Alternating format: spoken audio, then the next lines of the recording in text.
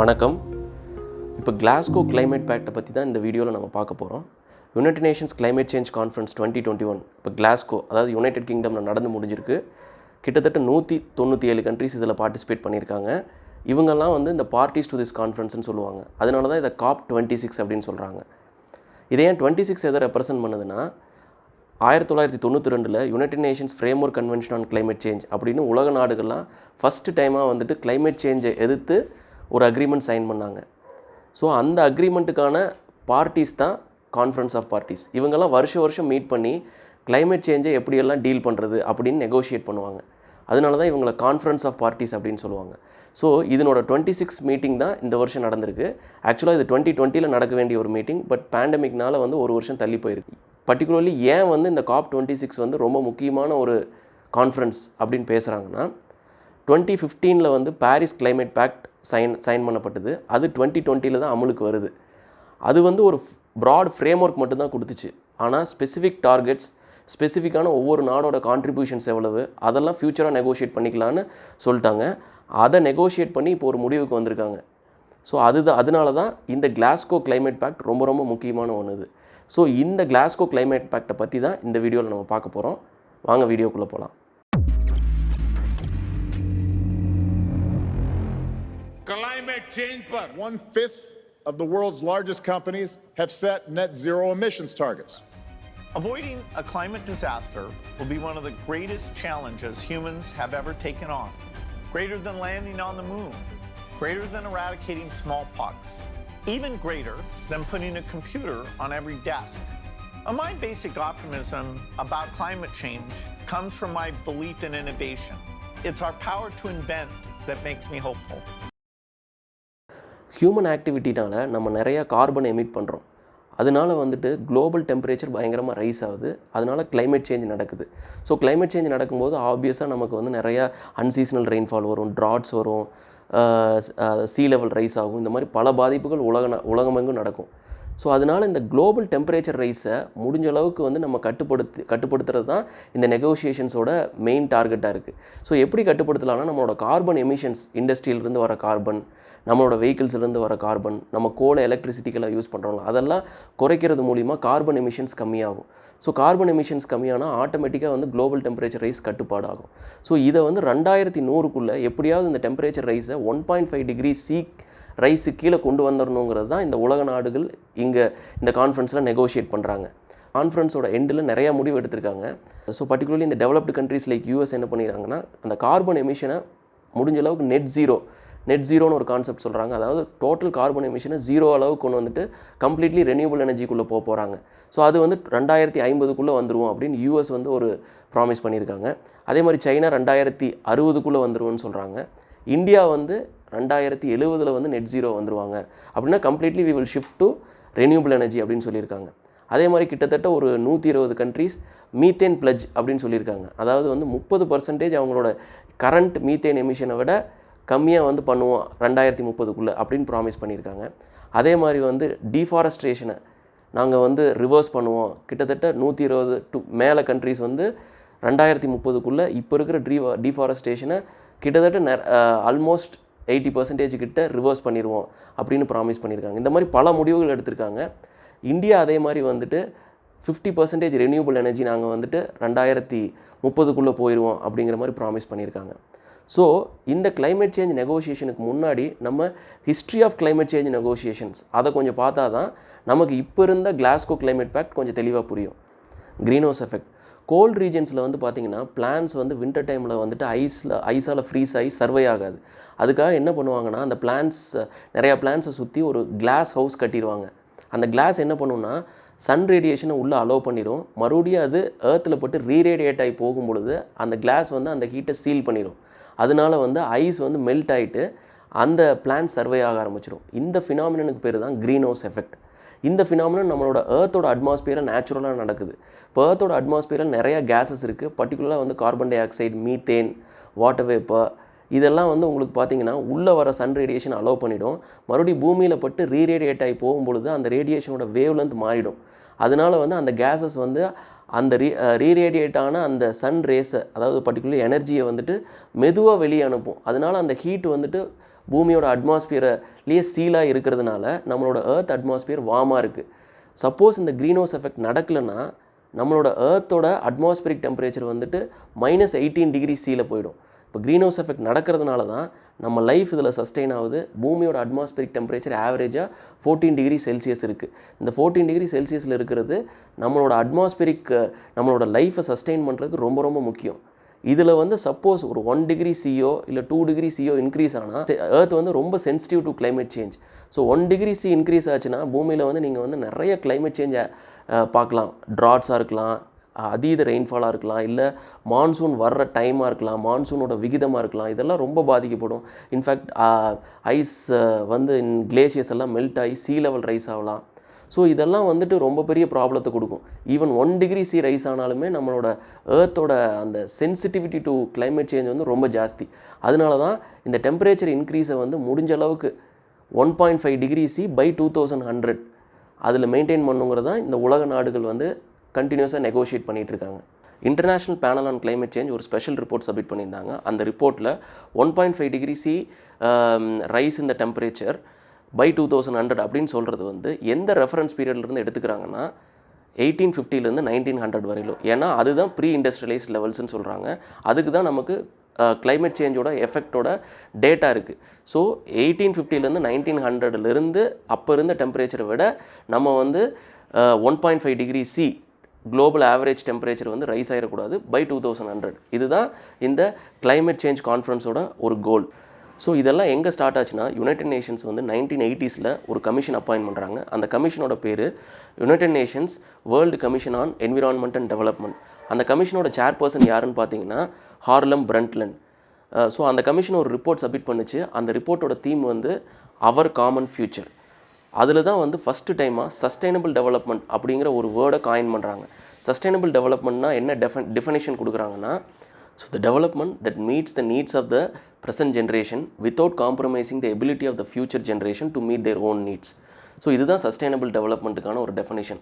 So இந்த பிரண்ட்லன் report வந்து பார்த்திங்கன்னா உலக நாடுகளில் ஒரு பெரிய இம்பேக்டை க்ரியேட் பண்ணிச்சு. அதனால எல்லா நாடுகளும் சேர்ந்து ரியோ டி ஜெனீரோவில் 1992 ஒரு கான்ஃபரன்ஸ் நடத்தினாங்க. அந்த கான்ஃபரன்ஸ் பேர் தான் United Nations conference on environment and development. So இந்த கான்ஃபரன்ஸுக்கு இன்னொரு பேர் இருக்குது, அதுதான் எர்த் சம்மிட். ஸோ இவங்க வந்துட்டு இந்த கான்ஃபரன்ஸில் வந்து கிட்டத்தட்ட 200 கண்ட்ரீஸு கிட்ட வந்துட்டு அட்டன் பண்ணாங்க. உலக leaders, NGOs, so NGOs that work on the environment, இவங்க எல்லாருமே இந்த கான்ஃபரன்ஸ் அட்டன் பண்ணாங்க. ஸோ இந்த கான்ஃபரன்ஸோட முடிவில் ஒரு agreement sign பண்ணப்பட்டுச்சு.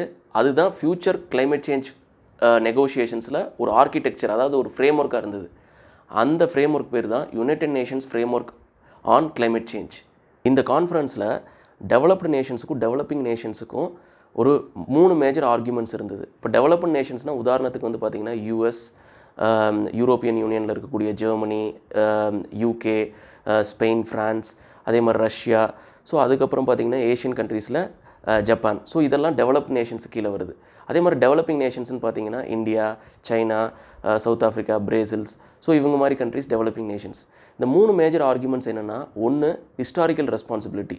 So industrial revolution பீரியட்லேருந்து இவ்வளோ நாளாக குளோபல் வார்மிங்க்கு கார்பன் எமிஷனை எமிட் பண்ணி இதுக்கு காரணமாக இருந்தது பார்த்திங்கன்னா டெவலப்டு நேஷன்ஸ். ஸோ அவங்க தான் அதிக கார்பன் எமிஷன்ஸை கான்ட்ரிபியூட் பண்ணியிருக்காங்க. So they have more responsibility.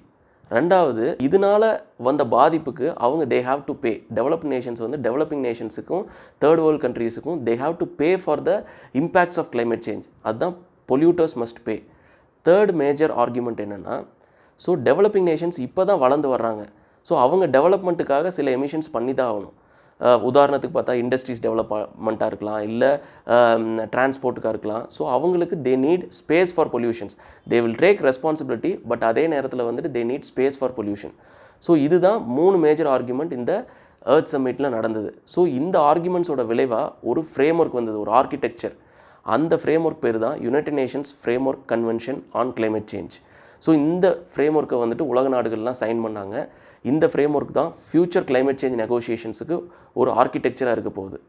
So இந்த ஃப்ரேம் ஒர்க்கில் டெவலப்டு நேஷன்ஸுக்கு ஒரு விதமான டார்கெட்டும் டெவலப்பிங் நேஷன்ஸுக்கு வாலண்டரிலி கான்ட்ரிபியூஷன் மாதிரி டிட்டர்மின் பண்ணாங்க. இப்போ உதாரணத்துக்கு டெவலப் நேஷன்ஸுக்கு பார்த்தீங்கன்னா ஒரு பைண்டிங் டார்கெட் இருக்கும், அவங்களோட கார்பன் எமிஷன்ஸை குறைச்சாகணும் அப்படின்னு பைண்டிங்கான ஒரு டார்கெட் இருக்கும். டெவலப்பிங் நேஷன்ஸுக்கு ஜஸ்ட் வாலண்டரிலி கான்ட்ரிபியூஷன் தான். ஆனால் எவ்வளவு பைண்டிங் டார்கெட் அப்படின்னு இந்த ஃப்ரேம் ஒர்க்கில் மென்ஷன் பண்ணப்படல.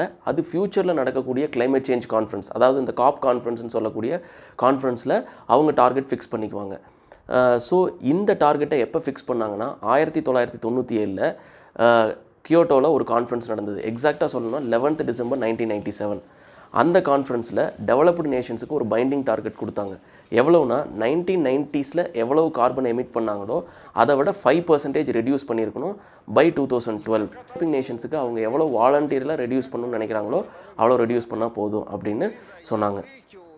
ஸோ இந்த கியோட்டோ ப்ரோட்டோக்காலை வந்துட்டு காம்ப்ளெக்ஸ் ராட்டிஃபிகேஷன் ப்ராசஸ்னால 2005 தான் இம்ப்ளிமெண்டேஷனுக்கு வந்தது. ராட்டிஃபிகேஷன் ப்ராசஸ்னால் கான்ஃபரன்ஸில் வந்துட்டு உலக நாடுகள் சைன் பண்ணிடுவாங்க, ஆனால் அவங்களோட பார்லிமெண்ட்டில் போய் அதை பாஸ் பண்ணணும். அதுதான் ராட்டிஃபிகேஷன் ப்ராசஸ். ஸோ ஒவ்வொரு நாடும் ஒவ்வொரு டைம் எடுத்துக்கிட்டாங்க. அதனால கியோட்டோ ப்ரோட்டோக்கால் 2005 தான் இம்ப்ளிமெண்டேஷனுக்கு வந்தது. அதனோட ஃபஸ்ட் கமிட்மெண்ட் பீரியட் பார்த்தீங்கன்னா 2008 2012 வரையிலும். பைண்டிங் டார்கெட்ஸை டெவலப் நேஷன்ஸ் அச்சீவ் பண்ணுறதுக்காக நிறையா விதமான மெக்கானிசம்ஸ் இந்த கியோட்டோ ப்ரோட்டோக்கால்லையே மென்ஷன் பண்ணியிருந்தாங்க. என்னென்னா ஒன்று எமிஷன் ட்ரேடிங், ரெண்டாவது ஜாயிண்ட் இம்ப்ளிமெண்டேஷன், மூணாவது வந்து க்ளீன் டெவலப்மெண்ட் மெக்கானிசம். ஸோ இந்த கார்பன் எமிஷன் ட்ரேடிங்னா என்னென்னா ஒவ்வொரு கண்ட்ரிக்கும் ஒரு கோட்டா இருக்குது. டெவலப்டு கண்ட்ரீஸுக்கு வந்து இவ்வளோ கார்பன் எமிஷனை வந்து நீங்கள் ரெடியூஸ் பண்ணணும். அது எல்லாத்தையுமே வந்துட்டு கார்பன் டை ஆக்சைடு ஈக்குவலண்ட்டாக மெஷர் பண்ணுவாங்க. இப்போ உதாரணத்துக்கு க்ரீன் ஹவுஸ் கேஸ் வந்து நம்ம என்னென்னு பார்த்தோம். அந்த க்ரீன் ஹவுஸ் கேஸஸோட குளோபல் வார்மிங் பொட்டன்ஷியலுக்கு ஏற்ற மாதிரி அது எல்லாத்தையும் கார்பன் டை ஆக்சைடு ஈக்குவலண்ட்டாக மெஷர் பண்ணுவாங்க. உதாரணத்துக்கு பேசிக் யூனிட் என்னென்னா 1 ton of carbon dioxide. So ஒரு கண்ட்ரிக்கும் இவ்வளோ டன் ஆஃப் கார்பன் டை ஆக்சைடை நீங்கள் ரெடியூஸ் பண்ணணும்னு பைண்டிங் டார்கெட்ஸ் இருக்குது. அதை அச்சீவ் பண்ணுறதுக்கு அவங்க வேரியஸ் ஸ்டெப்ஸ் எடுக்கலாம். உதாரணத்துக்கு இண்டஸ்ட்ரியில் வந்து கோல் பேஸ்டு பவர் பிளான்ட்டாக இருந்ததுன்னா அதை வந்து சோலார் பேஸ்டு பவர் பிளான்ட்டாக போகலாம், இல்லை விண்ட் எனர்ஜியாக மாற்றலாம். ஸோ அதனால் வந்துட்டு 1 ton of carbon dioxide எமிஷனை வந்து நீங்கள் வந்து அட்மாஸ்பியரில் குறைச்சிங்கன்னா அதுக்கு ஒரு கார்பன் எமிஷன் ரிடக்ஷன் யூனிட் கொடுத்துருவாங்க. ஸோ இதை வச்சு தான் அவங்க அதை ட்ரேட் பண்ணுறாங்க. ஃபார் எக்ஸாம்பிள் எக்ஸுங்கிற ஒரு கண்ட்ரி 5 tons ஆஃப் CO2 எமிஷனை குறைக்கணும்னு அவங்களுக்கு டார்கெட் இருந்ததுன்னா அவங்க 5 tons ஆஃப் CO2 எமிஷனை குறைச்சிருந்தாங்கன்னா அவங்க ஜஸ்ட் மெட் த டார்கெட். அவங்களுக்கு எந்த விதமான கார்பன் எமிஷன் ரிடக்ஷன் யூனிட் அவங்களுக்கு கிடைக்காது. ஆனால் அவங்க எக்ஸ்ட்ரா ஒரு மைல் போய் 6 tons ஆஃப் CO2 எமிஷனை குறைச்சிருக்காங்க அப்படின்னா எக்ஸ்ட்ரா 1 ton ஆஃப் CO2 அவங்க கார்பன் எமிஷனை குறைச்சிருக்காங்க. அதுக்கு ஒரு கார்பன் எமிஷன் ரிடக்ஷன் யூனிட் அவங்களுக்கு கிடைக்கும். அதை வந்து அவங்க கார்பன் ட்ரேடிங் பண்ணலாம். ஜஸ்ட் லைக் ஸ்டாக் மார்க்கெட் மாதிரி அவங்க ட்ரேட் பண்ணலாம். இப்போ சப்போஸ் அனதர் ஒய்ங்கிற ஒரு கண்ட்ரி வந்து அவங்களால வந்து அவங்களோட டார்கெட்டை மீட் பண்ண முடியல, அவங்களுக்கு எக்ஸ்ட்ரா ஒரு கார்பன் எமிஷன் பண்ணி ஆகணும்னு இருந்ததுன்னா இந்த கண்ட்ரியில் எக்ஸுங்கிற கண்ட்ரிலேருந்து ஒரு எமிஷன் ரிடக்ஷன் யூனிட்டை வாங்கிக்கிட்டு அவங்க எமிட் பண்ணிக்கலாம். ஸோ இதுதான் வந்து உங்களுக்கு எமிஷன் ட்ரேடிங் அப்படிங்கிற மெக்கானிசம். ரெண்டாவது மேஜர் மெக்கானிசம் பார்த்தீங்கன்னா ஜாயிண்ட் இம்ப்ளிமெண்டேஷன். 2 டெவலப்டு கண்ட்ரி, அதாவது 2 பைண்டிங் டார்கெட் இருக்கிற கண்ட்ரி அவங்களோட ப்ராஜெக்ட்ஸை வந்து ஜாயிண்ட்டாக இம்ப்ளிமெண்ட் பண்ணி எமிஷனை ரெடியூஸ் பண்ணலாம். இதுதான் ஜாயிண்ட் இம்ப்ளிமெண்டேஷன். மூணாவது major mechanism clean development mechanism. இது வந்து ஒரு டெவலப்டு கண்ட்ரி டெவலப்பிங் கண்ட்ரிக்கு அசிஸ்ட் பண்ணுறது. டெவலப்பிங் கண்ட்ரி புதுசாக ஒரு ப்ராஜெக்ட் வந்துட்டு ஸ்டார்ட் பண்ணுறாங்க, ஒரு தெர்மல் பேஸ்டு கோல் பிளான்ட் இந்தியாவில் ஸ்டார்ட் பண்ணுறாங்கன்னு எக்ஸாம்பிளுக்கு வச்சுக்கிட்டோம்னா ஒரு டெவலப்டு கண்ட்ரி அதை வந்து நாங்கள் வந்து ஒரு விண்ட் பவர் பேஸ்ட் பண்ணித்தரோம், இல்லை சோலார் பேஸ்ட் பண்ணித்தரோன்னு சொல்லிவிட்டு அதுக்கான பணமோ அதுக்கான ப்ராஜெக்ட் செட்டப் எல்லாமே பண்ணிவிட்டு, ஸோ இப்போ உதாரணத்துக்கு அவங்க கோல் பேஸ்டாக போயிருந்தால் எவ்வளோ எமிஷன்ஸ் வந்திருக்கும், அதை வந்து கம்ப்ளீட்டாக வந்து சோலார் பேஸ்டாக போகிறதுனால அது ரெடியூஸ் ஆகிடுச்சு இல்லையா, அதுக்கு ஈக்குவலண்ட்டான அவங்க emission reduction unit developed nations வாங்கிக்குவாங்க, அதை அவங்க எமிட் பண்ணிக்குவாங்க. இதுதான் க்ளீன் டெவலப்மெண்ட் மெக்கானிசம். இந்த 3 மெக்கானிசம்ஸை வச்சு தான் டெவலப்டு நேஷன்ஸ் அவங்களோட டார்கெட்ஸை அச்சீவ் பண்ண ட்ரை பண்ணுவாங்க. ஸோ இந்த டெவலப்டு நேஷன்ஸ் வந்து அவங்களோட பைண்டிங் டார்கெட்ஸை அச்சீவ் பண்ணலைன்னா அவங்களுக்கு பீனலைசேஷன் இருக்குது. என்ன மாதிரி பீனலைசேஷன்னா நெக்ஸ்ட் டைம் வந்து அவங்களுக்கான டார்கெட் இன்னும் கம்மியாயிடும். ஸோ இப்போ இந்த கியோட்டோ ப்ரோட்டோக்கால் வந்துட்டு ஆஸ் அ ஃப்ரேம் ஒர்க்காக பார்த்தீங்கன்னா ஒரு நல்ல அக்ரிமெண்ட். பட் இது இம்ப்ளிமெண்டேஷனுக்கு வந்து இந்த கார்பன் எமிஷன்ஸ் எல்லாம் வந்துட்டு குறைஞ்சதுனா தான் Kyoto protocol has actually been implemented. So இந்த கியோட்டோ ப்ரோட்டோக்கால் சக்ஸஸாக ஃபெயிலியரான்னு பார்த்தீங்கன்னா 2012 வந்துட்டு 5% reduction in 1990s levels of carbon emission நடந்திருந்ததுன்னா Kyoto protocol is obviously a success. ஆனால் நடந்ததான்னு பார்த்தீங்கன்னா நிச்சயமாக இல்லை. கியோட்டோ ப்ரோட்டோக்கால் ஒரு மேஜர் ஃபெயிலியர். ஏன்னு பார்த்தீங்கன்னா 1990s 2009 வரையிலும் எமிஷன்ஸ் வந்து ரெடியூஸ் ஆகல, இன்ஃபேக்ட் இன்க்ரீஸ் ஆகிருக்கு. எவ்வளோ இன்க்ரீஸ் ஆகிருக்குன்னா 40% increase than the 1990s level. So it's Kyoto protocol is a complete failure. இதுக்கான காரணங்கள் என்னென்னு பார்த்தீங்கன்னா, யூஎஸ் வந்து one of the major emitter of carbon. அவங்க வந்து பார்த்தீங்கன்னா 2001 இந்த கியோட்டோ ப்ரோட்டோக்காலை ராட்டிஃபையே பண்ணல. அதனால அவங்க வந்துட்டு இந்த கியோட்டோ ப்ரோட்டோக்காலில் ஆப்வியஸாக ஜாயினே பண்ணலை. So despite being the major emitter of carbon. அதே மாதிரி EU அவங்களோட பைண்டிங் டார்கெட்ஸை வந்துட்டு நிறையா கண்ட்ரீஸ் வந்து அச்சீவே பண்ணலை. இப்போ கனடா வந்து உதாரணத்துக்கு பார்த்திங்கன்னா அவங்களோட டார்கெட் அச்சீவ் பண்ணல. அவங்களோட டார்கெட் ரெடியூஸ் ஆனும்போது கியோட்டோ ப்ரோட்டோக்கால்லேருந்து வெளியே போயிட்டாங்க. அதே மாதிரி சைனா வந்து பார்த்திங்கன்னா ஒரு டெவலப்பிங் நேஷன், அவங்களுக்கு எந்த விதமான டார்கெட்ஸும் இல்லை. ஆனால் 1990s 2012 வரையும் பார்த்திங்கன்னா அவங்களோட டெவலப்மெண்ட் ஆக்டிவிட்டீஸுக்காக அவங்க எமிட் பண்ண கார்பன் வந்து பார்த்திங்கன்னா ரொம்ப ஜாஸ்தி. அதனால அவங்க இப்போ வந்து செகண்ட் லார்ஜஸ்ட் எமிட்டர் ஆஃப் கார்பனாக இருக்காங்க. ஸோ இதனால தான் வந்து பார்த்திங்கன்னா உங்களுக்கு வந்து Kyoto protocol is a major failure. 2009 climate change கான்ஃபரன்ஸில் எங்கே நடந்ததுன்னா கோப்பன்ஹேகனில். அதில் ஒரு முக்கியமான ஒரு அக்கார்ட் சைன் ஆச்சு. அது என்ன அக்கார்ட்னா கோப்பன்ஹேகன் அக்கார்ட். அதுபடி இந்த டெவலப்டு கண்ட்ரீஸ் வருஷம் $100 பில்லியன் டெவலப்பிங் கண்ட்ரீஸுக்கும் தேர்ட் வேர்ல்டு கண்ட்ரீஸுக்கும் டெவலப்மெண்ட் ஆக்டிவிட்டீஸ்க்காக கொடுக்கணும் அப்படின்னு சொல்லி அந்த அக்கார்டில் சைன் ஆயிருந்தது. ஸோ இது வந்து எதுக்குன்னா இந்த பொல்யூட்டர்ஸ் ப்ளஸ் மே அப்படிங்கிற ஒரு பிரின்சிபல் சொல்லியிருந்தேன் இல்லையா, அந்த பிரின்சிபல் படி இந்த அவங்க பேமெண்ட் வந்து வருஷம் கொடுக்கணுங்கிறது தான் இந்த அக்கார்டோட முக்கியமான ஒரு அக்ரிமெண்ட். ஸோ இந்த first phase of Kyoto protocol 2012 முடிவடையுது. Second period of Kyoto protocol வந்து 1 ஜனவரி 2013 31 டிசம்பர் 2020 வரையிலும் ஸ்டார்ட் ஆச்சு. இதில் வந்து இன்னும் அதிகமான டார்கெட்ஸ் வந்து டெவலப்ட் நேஷன்ஸுக்கு கொடுத்தாங்க. எவ்வளோனா 18% reduction than the 1990s levels. ஏன் இந்த அதிகமான ஒரு டார்கெட்னா, உலகம் வந்து குளோபல் வார்மிங்னால நிறைய பாதிப்புகள் நடந்துகிட்ருக்கு. நீங்கள் கிட்டத்தட்ட பார்த்தீங்கன்னா இந்த டிகேட்ஸ்லேயே 2010 2020 வரையிலுமே 5 வார்மஸ்ட் இயர்ஸ் வந்து உலகம் சந்திச்சுது. ஸோ அதனால தான் இன்னும் அதிகமான நம்ம ரிடக்ஷனுக்கு போனால் தான் இந்த டெம்பரேச்சர் ரைஸை நம்ம வந்து கட்டுப்படுத்த முடியும் அப்படிங்கிறக்காக போனாங்க. ஸோ இதுதான் second phase of Kyoto protocol.